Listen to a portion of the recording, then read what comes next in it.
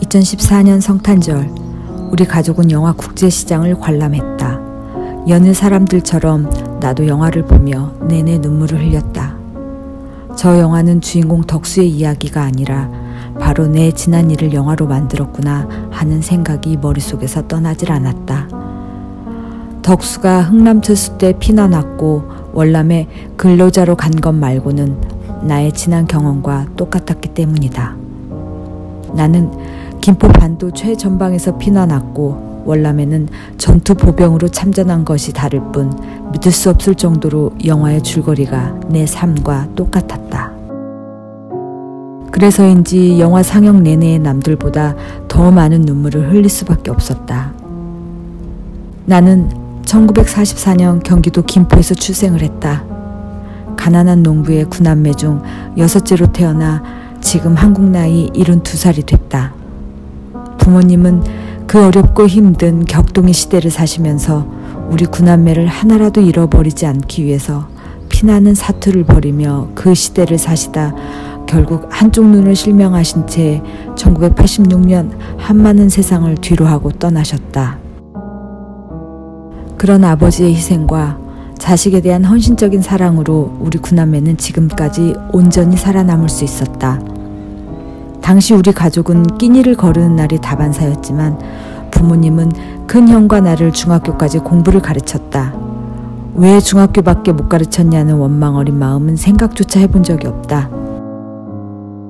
오히려 그 난리통에 자식을 하나라도 잃어버리지 않은 것만으로도 대단하고 고마운 일인데 시골 깡촌에서 중학교에 보내준 부모님의 은혜는 아무리 생각해봐도 하늘보다 더 높고 바다보다 더 넓은 사랑이다. 중학교를 졸업한 이듬해 생활 전선에 뛰어들었다. 아버지는 생전에 꿩새끼도 알에서 깨어나면 어미가 돌보다가 자라면 스스로 살 길을 찾아서 어미 곁을 떠나가니 너도 이제 컸으니 아버지 곁을 떠나서 살아가야 한다고 말씀하셨다. 나는 친지의 소개로 영등포에 있는 국립농산물검사소에 들어가 관공서 급사로 첫 사회생활을 시작했다. 어린 나이에도 관사에서 자취하며 새벽 6시에 일어나 4개의 사무실을 청소했다. 겨울에도 맨발로 물청소와 유리창을 반짝거리게 닦아놓았다. 청소년 때라 그런지 추운 줄도 몰랐다. 검사소 소장님과 직원들은 그런 나를 보고 이구는 힘이 장사야. 이 추운 날에도 맨발로 일하니 대단한 놈이야 라고 하셨는데 나는 그 소리가 싫지 않았다. 이렇게 하루하루 일하며 공부하는 것이 오히려 재미있고 즐거웠다. 나는 그때 월급으로 3,000원을 받았는데 월급날이면 기분이 하늘을 날 듯이 좋았다. 그 돈을 차곡차곡 모아 명절 때나 부모님 생신 때 술과 쇠고기를 사고 내 목을 사들고 고향에 가서 용돈도 드리면 아버지는 동네방네 다니시며 자랑을 하셨다.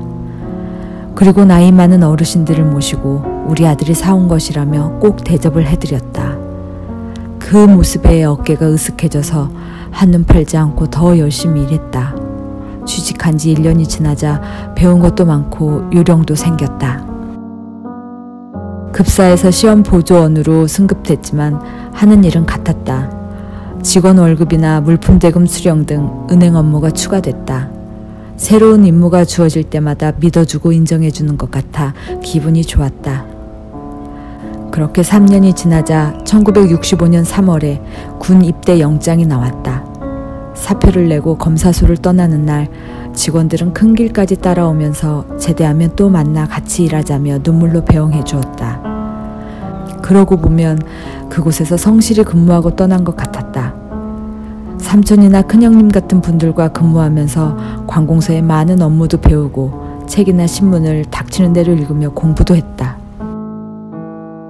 그 덕분인지 세상 돌아가는 일도 어느 정도 파악할 수 있게 된 것이 가장 큰 소득이라면 소득이었다. 1965년 3월 23일 논산훈련소에 입대한 나는 본격적인 훈련에 임했다. 그렇게 훈련받던 어느 날 소문에 우리나라가 올해 전투부대를 월남에 파병한다는 말이 파다하게 돌았다. 그 소문을 듣는 순간 가슴이 두근거리고 내 피가 끓어오르는 듯한 감정이 온몸을 감전시키는 듯 했다. 전쟁 영화에서 본 그 짜릿함과 통쾌감 그리고 흥분이 온몸에 전해오며 월남 전선으로 파병돼 가는 상상을 하기 시작했다. 나는 꼭 가야겠다고 마음속으로 결심했다. 그런 결심을 한 것은 반공 국가인 우리나라를 위한 것도 월남에 가서 공산주의를 물리쳐야 한다는 그런 거창한 사명감은 아니었다. 오직 내 젊은 기백과 뜨겁게 끓는 혈기가 미지의 땅 월남 전선으로 내 몸과 생각을 스스로 따라가게 하고 있었다. 지금 생각하면 이해가 안 되지만 그때는 정말 그랬다. 월남 파병을 결심한 뒤로 나는 더욱 열심히 교육훈련에 임했다. 무릎과 팔꿈치가 찢어져 피가 나도 이를 악물고 열심히 훈련에 임했다. 지금은 어떤지 모르지만 그 당시 훈련소에서 교육받을 때 이른바 빽이 있는 훈련병은 열외라고 해서 다른 사람들이 볼 수 없는 곳으로 데리고 가서 훈련을 쉬도록 했다. 고위급 공직자 등 집안에 권력계나 가진 사람들은 사돈의 팔촌까지 동원해서 그런 짓을 밥 먹듯이 했다. 하지만 나는 월남에 갈 생각을 이미 결심했기 때문에 모진 교육도 달게 받았다. 그 결과 우리 소대에서 나를 포함한 단 2명만이 사격에서 만점을 받았다. 전투에서 적을 격파하고 이기고 살아남기 위해서는 그 길이 최선의 방법이고 또 그렇게 믿었기 때문이다. 그렇게 기본훈련 6주를 마치고 다시 제2훈련소로 가 보병으로서 꼭 받아야 하는 LMG 기관총 그리고 3.5인치 대전차 로켓포 사격 훈련을 모두 받았다. 모든 기본훈련을 받은 나는 같은 해 6월 춘천 보충대를 거쳐서 전방 제12사단으로 배치돼 다시 교육중대에 들어갔다. 다른 대원들은 또 교육훈련이 시작된다고 지루해했지만 나는 월남에 간다는 생각 때문인지 그들과 달랐다. 분대 전술훈련이나 소대 전술훈련을 받을 때에는 월남에서 전투하는 것처럼 생각하고 그런 자세로 교육훈련에 임했다. 그렇게 교육을 끝내고 자대 배치를 기다리는데 후임 교육 신병들이 들어왔다. 중대장은 내 교육 성적이 좋다면서 신병을 교육하는 조교로 근무하라고 하였다. 그렇게 근무하는 중에도 파월 소식은 간간히 들려왔다. 그리고 초가을부터 시행된 연대 기동훈련을 하던 중에 사단장님이 오시더니 마이크로 전투사단 파월 지원자는 모이라고 외치셨다. 나는 이때다 싶어 대원들을 두고 개울을 건너갔다. 논산 훈련소 때부터 기다리던 파월 부대 지원이 이루어지는 순간이었다. 그날 밤으로 제12사단에서 파월 부대에 지원한 장병들은 홍천에 있는 맹호사단 1연대 3대대로 배치되고 나는 10중대 화기소대 57 무반 동총 1분대에 편성됐다. 부대 편성이 완료되자 즉시 파월을 위한 고된 훈련이 시작됐다. 모든 훈련은 실전을 가상한 훈련이라 참으로 힘들고 어려운 전투 훈련이 계속 이어졌다. 하룻밤 잠자는 시간이라야 3시간 정도지만 그것도 눈만 감았다 뜨는 잠이지 제대로 된 잠은 일요일 밤잠이 유일하였다. 모든 병사가 지원한 사람들이라 힘들고 고된 훈련이지만 나오자는 나오지 않았다. 간혹 가족들이 어떻게 알았는지 부대에 찾아와서 못 가게 애걸복걸했지만 거기에 넘어가는 병사는 거의 없었다. 그래서 팀워크가 일사불란하게 잘 다져졌다. 이렇게 몇 주간의 고된 전투훈련이 끝나고 출전할 날을 기다리던 중 일정이 지연되자 실탄 사격과 수류탄 투척 훈련을 전 중대원이 하게 되었다. 우리 중대는 이날 수류탄 투척 훈련에서 강재구 중대장을 잃은 큰 사고가 일어났다.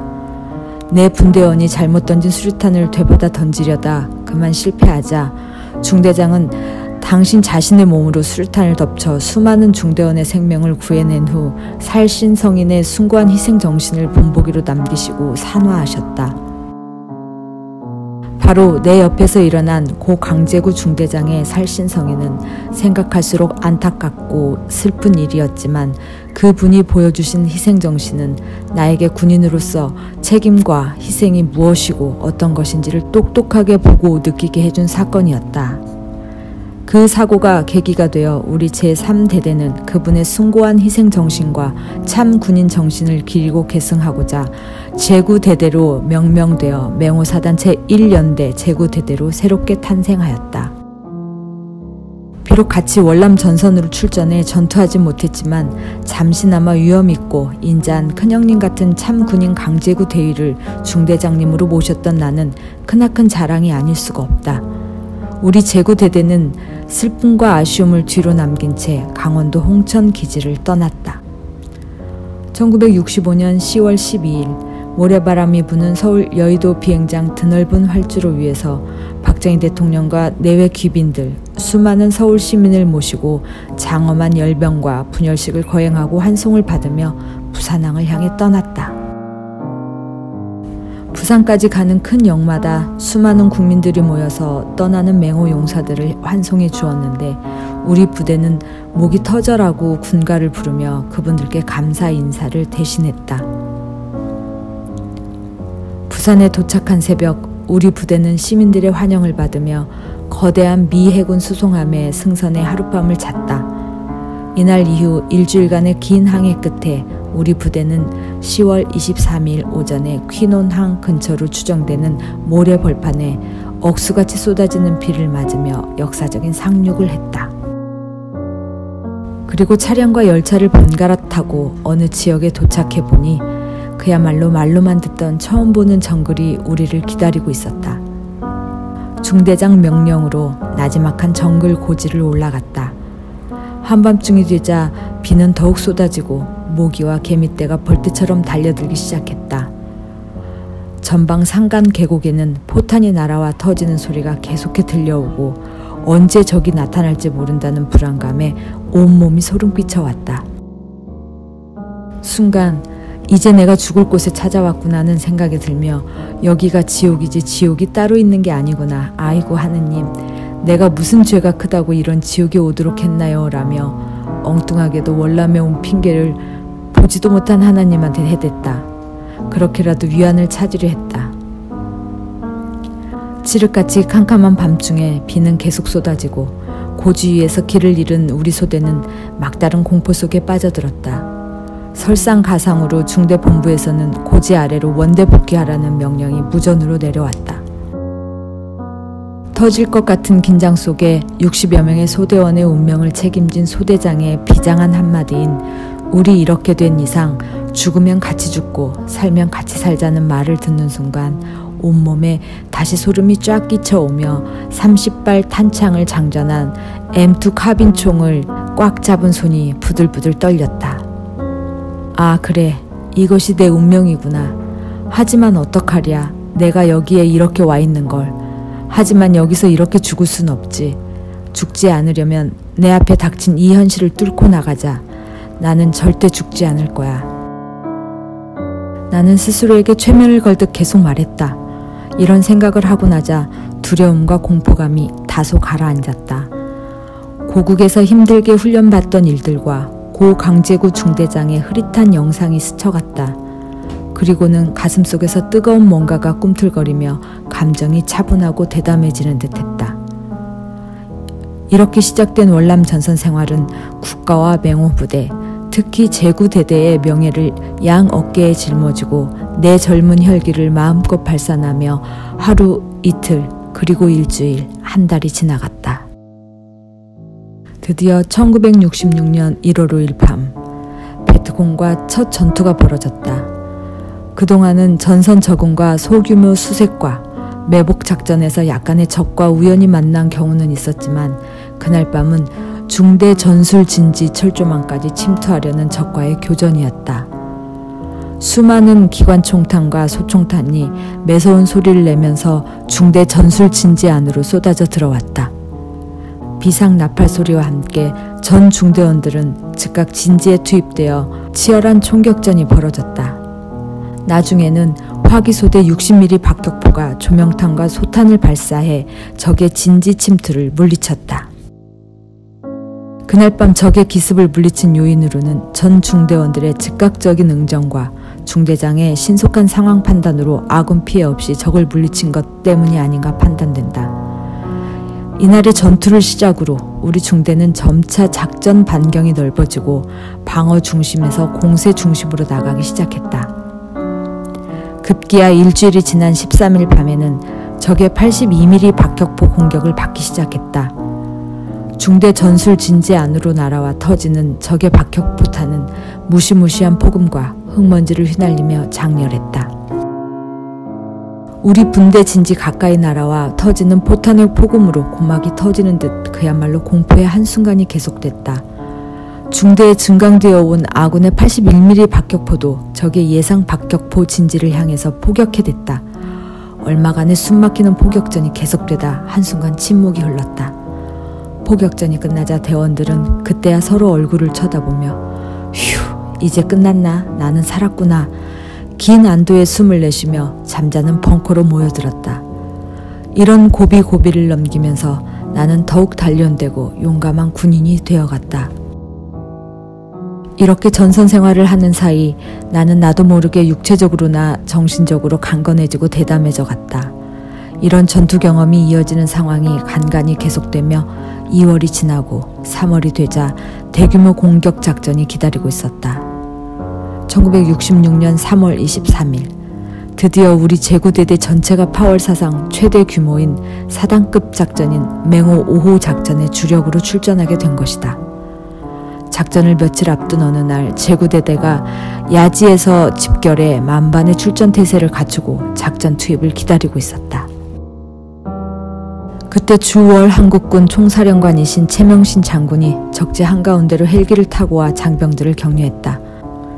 우리와 악수하고 어깨를 두드려 주시면서 간단한 격려 말씀을 하셨는데 대강 이런 말씀을 하셨다. 장병 여러분은 모두 애국자다. 지금 여러 장병이 흘리는 땀과 희생을 누가 알아주지 않는다 해도 누굴 원망하거나 섭섭해하지 마라. 언젠가는 지금 여러 장병이 흘리는 땀과 희생을 누군가는 반드시 알아줄 날이 올 것이다. 그리고 지금은 장병 여러분이 보상받지 못하겠지만 훗날이라도 우리 후손들이 지금의 노고를 보상받을 날이 반드시 올 것이다. 또 장병 여러분이 받는 전투수당을 헛되게 쓰지 말고 본국으로 송금해라. 그 돈이 우리나라의 빚을 갚고 나라 살림에 보탬이 되고 살이 찌니 1달러라도 아껴서 본국으로 보내라.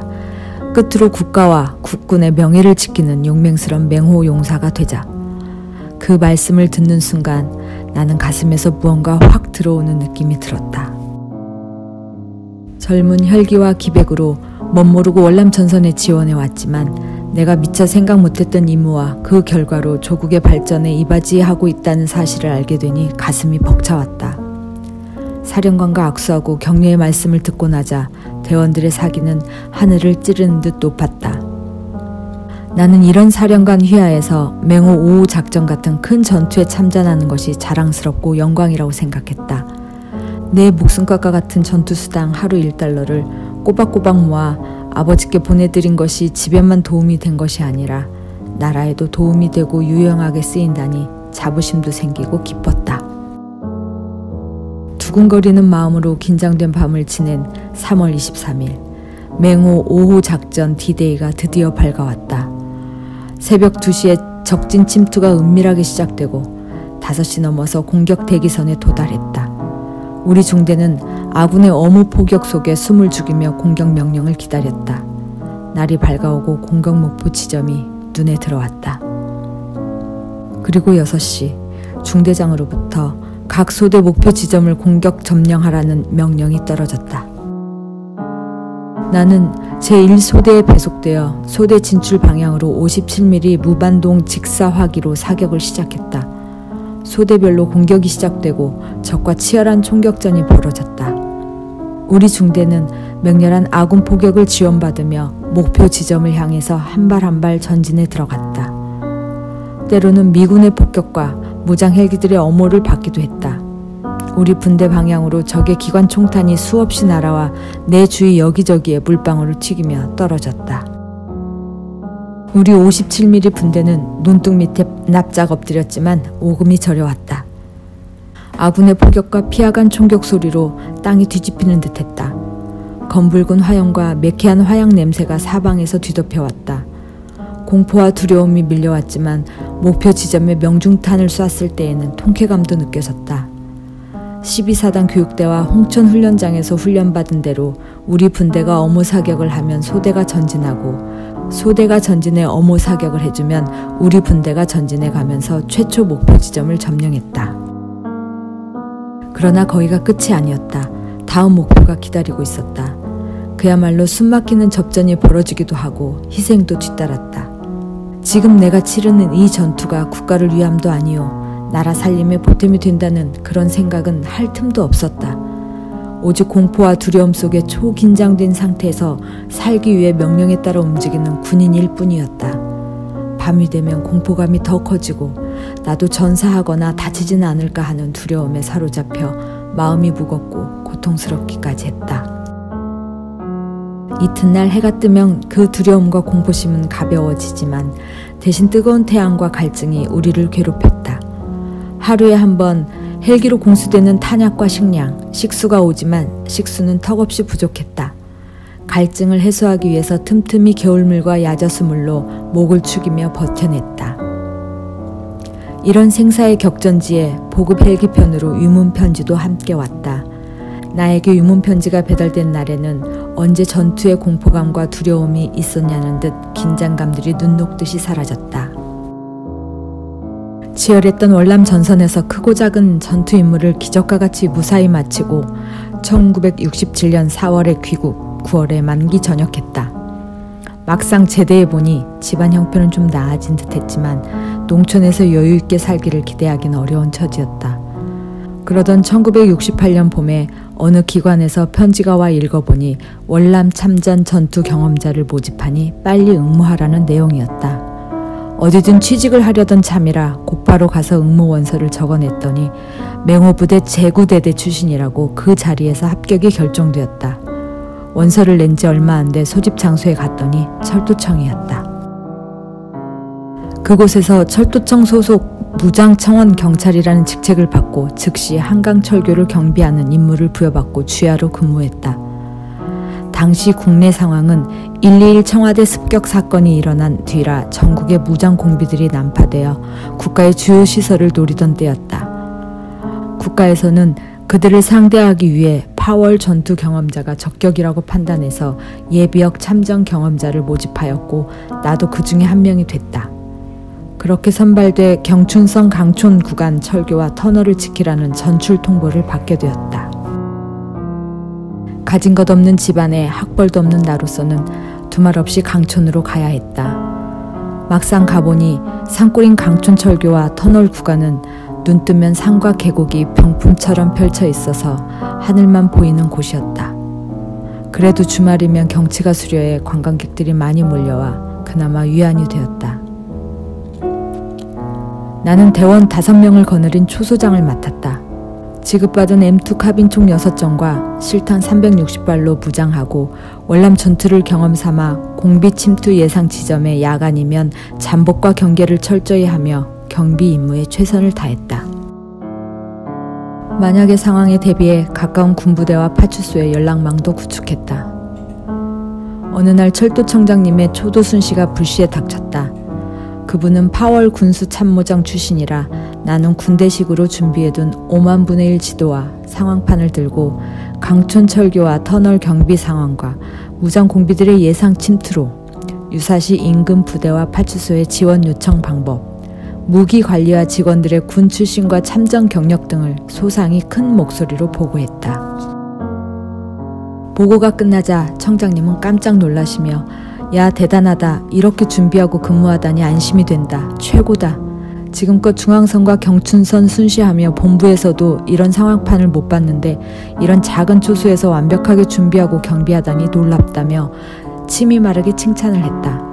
떠나실 때는 이런 뛰어난 사람을 여기에 두지 말고 특채로 정식 직원으로 발령을 내려라고 동행한 방우 과장에게 즉석에서 지시했다. 그 한마디에 나는 뜻하지 않게 정식 직원 특채 1호로 행정 절차가 진행되는 행운을 안게 되었다.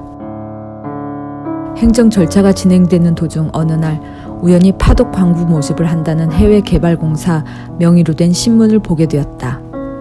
관심을 가지고 서울에 가서 알아보니 당시 듣기로는 3년 계약 끝내고 오면 서울에서 새로 짓는 양옥집 한 채를 살 수 있는 큰 돈을 번다는 것이다. 나는 고민 끝에 이것이다 싶어 특채를 포기하고 이왕이면 해외로 나가서 큰 물을 먹어보자고 결심을 했다. 그때까지만 해도 일반 국민이 해외로 나간다는 것은 달나라 가는 것과 같이 꿈 같은 일이었다. 젊어서 고생은 돈 주고 사서도 한다는데 고생하며 일하는 광부면 어떠하랴. 돈을 벌 수 있다는데 돈 많이 벌어서 집안 살림에도 보태고 동생들 학비라도 대줄 수 있다면이야 더 힘들고 험한 데라도 간들 어떠하랴. 나 또한 앞으로 결혼도 해야 할 텐데 지금의 월급 7,000원으로는 살림은커녕 방 한 칸 얻기도 턱없는 노릇인데 정말 돈만 많이 벌 수 있다면 광부건 뭐건 어디든 가야 할 판이었다. 당시는 많은 젊은이들도 비슷했겠지만 내 현실은 더욱 절박했다. 천신만고 노력 끝에 해외개발공사에서 실시한 파도 광부 모집에 응모해서 어렵게 합격했지만 합격의 기쁨도 잠시였다. 이번엔 그 비용이 만만치 않게 들어가 은행 적금도 해약하고 그것도 모자라 여기저기 아는 집을 찾아다니며 구걸하다시피 돈을 꾸어야만 했다. 학력도 짧고 가진 것도 없고 집안 배경도 없는 나였지만 그래도 다행인 것은 군 생활과 월남 전투에서 단련된 육체적, 정신적 자산인 젊은 몸뚱이 하나는 가지고 있었다. 부모님이 물려주신 가장 큰 자산이 내가 가진 가장 큰 자산이고 힘이 아닌가. 1970년 7월 36대 1의 경쟁을 뚫고 독일행 비행기에 올랐다. 일행 중 학력은 내가 꼴찌로 대부분이 대졸이고 고졸이 약간 명 있었는데 경력도 다양해서 공무원 출신에 군 장교 출신들도 있었다. 나중에 알았지만 가는 도중 비행기에서 통역을 한 사람이 제구대대에서 보급관으로 근무한 분이셨다. 얼마나 반가운지 독일 가서도 한 광산에서 근무하다가 나중에 그분은 대한민국 땅덩어리를 넓힌다며 남미로 이민을 떠났다. 뒤셀도르프 공항에 도착해보니 우리나라와는 너무 큰 차이를 보인 독일에 충격을 받았다. 천국이 따로 있는 것이 아니라 여기가 바로 천국이 아닐까 싶었다. 말로만 듣던 선진국이란 바로 이런 나라구나. 그래도 그렇지 우리나라와 이렇게 차이가 나다니 부럽기도 하지만 한편으로는 시기심 아닌 질투가 났다. 우리 일행은 독일 함보른에서 지상교육과 독일 생활 적응 교육을 받고 함보른 인근에 있는 디스라켄 지역의 스테어크라데 광산에서 본격적인 일을 시작했다. 2주간의 교육을 받고 드디어 지하 작업에 들어갔다. 850m를 내려가니 또 하나의 지하 도시가 나타났다. 강원도 도계광업소 탄광과는 비교도 할 수 없는 시설과 장비에 또 한 번 놀라움과 충격을 받았다. 거기서 다시 복선으로 깔린 철길을 달리는 광차를 타고 1200m를 더 달려가서 또 걸어서 500m를 걸어가니 막장이 나왔다. 몸은 이미 막장에 들어가기도 전인데 벌써 땀으로 푹 젖어버렸다. 감독관의 지시에 따라 선임 작업자를 따라서 금방이라도 무너질 듯한 막장 안으로 들어갔다. 벌써부터 후끈거리는 열기가 숨을 콱콱 막히게 했다. 세탄기가 돌아가자 작업이 시작되는데 독일인 선임자는 보라는 듯 60kg짜리 스텐벨과 30kg짜리 카페를 능숙하게 처리하면서 나보고 그렇게 하라고 손짓을 하며 슈넬 슈넬이라고 소리 지른다. 호벨이 한 번 지나갈 때마다 마치 육중한 탱크가 지나가듯 굉음을 내면서 단단한 단층을 파고 지나가면 앞이 안 보일 정도의 먼지와 뜨거운 열기로 온몸은 끈적이는 땀으로 시커멓게 범벅이 된다. 호벨이 지나가면 탄이 깎인 만큼 공간이 생기고 그 자리를 뒤편에서 해체한 스텐벨과 카페를 끌어와 빠르게 세워줘야 한다. 그래야만 낙반을 방지하고 기계가 연속으로 돌아간다. 처음 작업이라 서툴기는 하지만 있는 힘을 다해서 따라했다. 하지만 시간이 지날수록 점점 힘이 딸렸다. 문득 이런 생각이 머리에 스쳐 지나갔다. 아이고 월남 전쟁터가 지옥인 줄 알았는데 내가 또 다른 지옥에 왔구나. 이 지옥에서 과연 내가 3년을 버텨낼 수 있을까? 어쩌다 가난한 나라, 가난한 자식으로 태어나서 지옥 같은 곳만 또 오게 되다니 이것이 내 운명인가 보다 싶었다. 힘든 것은 어떤 말로도 표현할 수가 없었다. 먼지와 열기 때문에 목이 아프고 눈조차 뜨기 어려웠다. 나 같은 동양 사람의 체력으로는 도저히 감당하기 힘든 일이 주 5일 내내 계속됐다. 일주일이 지나면 또 일주일이 닥쳐왔다. 입술에는 물집이 생겨나고 기숙사에 오면 핏빛 소변이 나왔다. 벌써부터 병가지가 나왔지만 그래도 이를 악물고 하루하루를 버티고 버텨냈다. 내가 월남 전쟁터에서도 살아왔는데 여기서 이대로 죽을 순 없다. 죽더라도 돈이라도 끌어안고 죽지 그냥 죽지는 않겠다고 마음속에서 다짐하고 또 다짐하면서 힘든 고비를 버티며 견뎌냈다. 차츰 일하는 요령도 늘고 숙달되어 가니 조금씩 일하기가 수월해져 갔다. 힘든 고비가 닥칠 때마다 고국에 계신 찌든 가난에 주름진 부모님과 동생들 모습이 눈앞에 아른거리며 떠올랐다. 그리고 여러분이 열심히 잘해야 더 많은 후배 광부들이 독일에 갈 수 있다고 신신당부하던 개발공사 담당자의 말이 귓속에서 앵앵거리며 들려오는 듯했다. 이런 생각에 힘들 때마다 더욱 이를 악물었다. 미처 일을 못 따라갈 때면 먼저 일 끝낸 독일인 동료가 도와줘서 작업 페이스를 맞춰갔다. 이렇게 힘들게 일하고 첫 월급으로 700마르크가 조금 넘게 받았다. 추가로 2000마르크를 가불해서 고국에서 떠나올 때 빌려 쓴 돈과 부모님 농사 자금 쓰시라고 모두 한국으로 송금했다. 빌려 쓴 돈은 사부 이자를 계산해서 고마웠다는 편지와 함께 송금해드렸다. 은행에서 송금하고 나오는데 눈시울이 뜨거워지며 절로 눈물이 흘러나왔다. 공원 벤치에 한동안 그리운 먼 고국 하늘을 바라보면서 더 울었다. 한편으로는 부모님에게 조금이나마 도움을 드리고 동생들 학비도 보탰다는 생각에 기쁘고 흐뭇했다. 월남 가서도 그랬고 독일 와서도 부모님과 가족들에게 조금이라도 도움을 줄 수 있다는 사실에 나는 아주 만족스러웠고 그 이상 바라지도 않았다. 내 젊음과 내 능력만으로 힘은 들지만 이렇게 큰 돈을 벌 수 있다는 사실이 기뻤다. 내가 처음 독일 간다고 아버지께 말씀드릴 때 광부로 간다는 것도 모른 채 온 동네를 다니시며 우리 막내 아들이 돈 벌러 독일 간다고 하네라고 자랑하시던 모습이 생각났다. 아버지가 송금된 돈을 받으시고 기뻐하실 모습을 상상하니 자식으로서 흐뭇한 마음이 들기도 했다. 이렇게 4개월을 버티며 막장일을 하는데 이러다가는 내가 정말 쓰러지겠다는 생각이 문득 들었다. 그렇게 버티며 일하던 중 마침 회사에서 반년치 휴가를 쓰라고 권해서 잘됐다 싶어 휴가를 받아 뮌헨으로 고종 사촌 누이 동생을 찾아갔다. 동생은 간호사로 독일에 왔다가 임기를 끝내고 당시 한국에서 온 산업연수원생 교육을 위해서 전자회사인 지멘스사에서 통역을 맡고 있었다. 몇 년 만에 독일 땅에서 만나리라고는 생각도 못했던 일이라 무척 반갑고 오래간만에 푸짐한 한국 음식을 해줘 잘 먹고 휴식을 취하고 나니 몸도 회복되고 좋아졌다. 2주간의 휴가를 끝내고 다시 광산에 출근하니 감독관이 당신은 체격이 작아서 막장일에 적합하지 않으니 오늘부터는 슐러서로 근무하라고 하였다.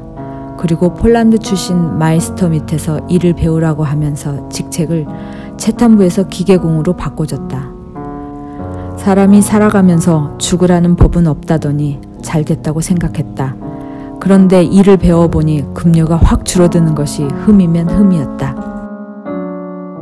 광산에선 힘든 일을 할수록 임금 단가가 높고 비싼지라 많은 일당을 못 받는 것이 못내 아쉬웠지만 하는 일은 막장일보다 쉬웠다. 그렇게 엔덴만이라는 마이스터를 따라다니며 고장난 기계도 수리하고 새 설비도 설치하는 일을 열심히 배워갔다. 그런데 생각 외로 잔업이 많이 생기고 휴일 근무도 매주 있었다. 어떤 날은 오전 일이 끝나고 지상에 잠시 나와 1시간 쉬고 다시 지하로 내려가는 소위 더블 근무도 했다. 그러자 한 달에 1200마르크까지는 받는 달이 많아졌다. 어떤 달에는 1600마르크까지 받을 때도 있었다. 임금을 많이 받게 되자 일 배우는 것이 재미있었고 힘든 줄 몰랐다. 그러자 동료들이 내 자리를 넘보기도 했지만 엔덴만은 나를 클리넬이라 부르며 손발이 잘 맞는다고 다른 사람은 절대 받아들이지 않았다. 나는 현장에 도착하면 어떤 일을 할 건지 파악하고 마이스터가 시키기 전에 일을 찾아서 했다. 연장과 기계 부품을 미리미리 준비해 그가 찾기 전에 손에 쥐어주고 눈앞에 대령하니 마이스터가 좋아할 수밖에 없었다. 잔업이 생겨 연장 근무를 하게 되면 나는 끝까지 남아서 해결하고 지상으로 나와 감독과 마이스터에게 보고하고 퇴근했다. 이렇게 2년이 지나고 3년차에 접어든 어느 날 감독이 당신도 그동안 기술을 익혔으니 오늘부터 독자적으로 일하라고 하면서 한국에서 새로 온 후배를 보조원으로 붙여주었다. 아마도 감독은 한국 사람끼리 일하면 더 잘할 거라고 생각했나 보다. 맡은 임무는 새로 만드는 막장에 설비를 넣어주고 연결해주는 일이었다. 평소 엔덴만과 일하며 배운 대로 무난히 해나갔다.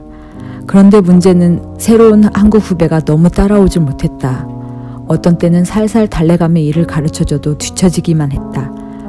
다른 사람들은 내 파트에 잔업이 생기면 서로 하겠다고 나서는데 후배는 막무가내로 못한다고 가버렸다.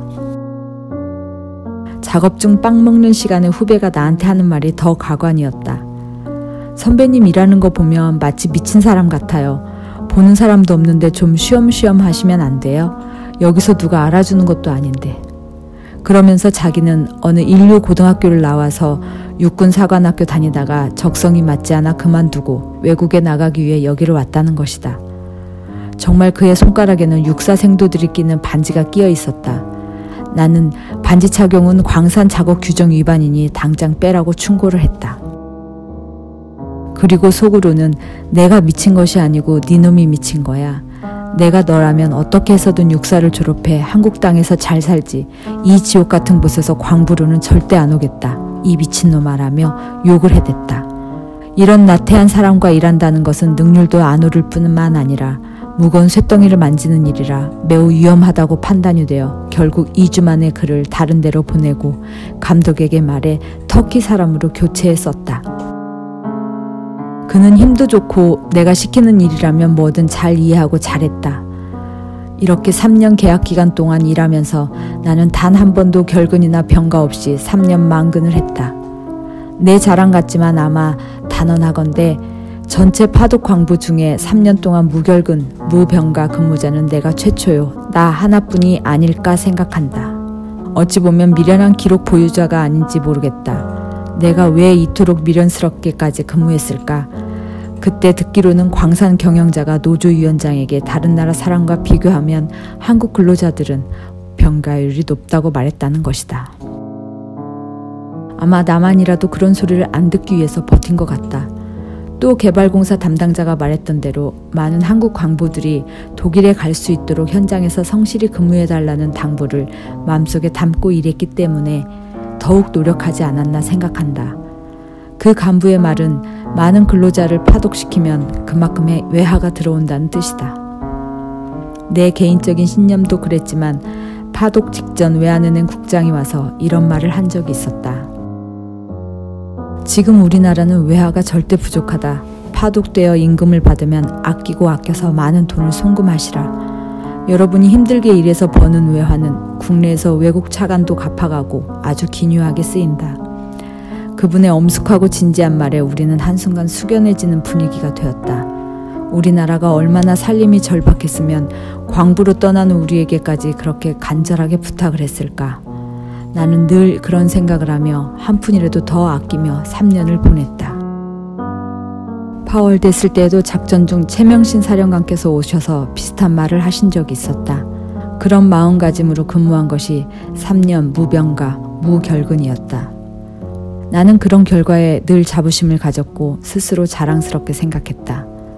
나중에 알게 된 일이지만 파월 장병들이 보내온 외화가 우리나라 경제 발전에 지대한 공헌을 한 종잣돈이 됐다는 말을 듣고 나도 그 일부를 기여했다는 생각에 늘 뿌듯한 자부심을 가지며 지냈다.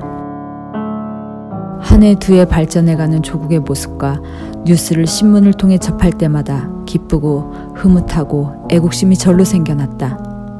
그렇게 3년의 계약이 끝나고 나는 내 앞길을 생각해보기 시작했다.